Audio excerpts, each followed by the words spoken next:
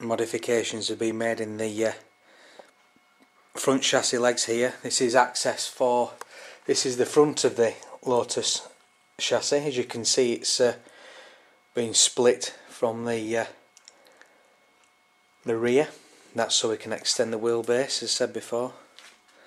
I'm probably going to have to make some extra modifications around here dependent on where the centre line of the front suspension is, because this section here is going to have to go,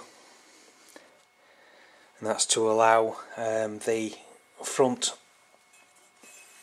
arms of the suspension so they can flex up and down when the car's running. You don't want anything fouling the bodywork, so there's work on this box section to do here. As I said before, we've unstitched all the front turrets. Unlike the usual 406 coupe kit, we're going to have to manufacture our own turrets for the front bonnet mounts. And we'll also have to make the modifications for these mounts here for the kit where the front wings mount when the frame comes. It mounts to the front end of the chassis down there. It runs across the front of the car. We have some beams that run across up to where the original Peugeot turret would be. We'll have to manufacture those, both sides,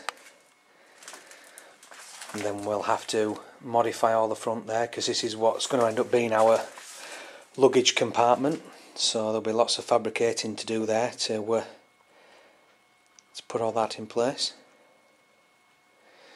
So the body's now all levelled up on the axle stands, front and rear. It's all been measured up with the spirit levels to make sure it's all flat and level. That was done last weekend. So the body will remain in this position now for the foreseeable future, whilst we make all the modifications to the remainder of the car. I have to modify this area here on the rear quarters. On the usual Extreme kit, where the ducting comes in, it's just blank and that steel remains there. For our car, we're going to have to make access through here, so the actual kit ducts will be functional for cooling the rear brakes, and because our engine is going to be in the rear, we're going to have to somehow tackle the problem of cooling the rear engine. Because as you imagine, if you don't have any cooling through there, and that big block running, it's going to get very warm very quickly. This area here will have to be modified. That's where all the fuel tanks are going to sit. We're going to have one fuel tank either side. Very similar to the original Lotus. The tanks sit either side of the engine.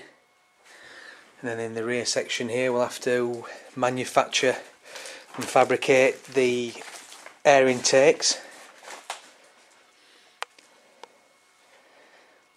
So even though we are fitting the Extreme kit, it's very, very different. It's going to be one of a kind, unique, with it being rear engined.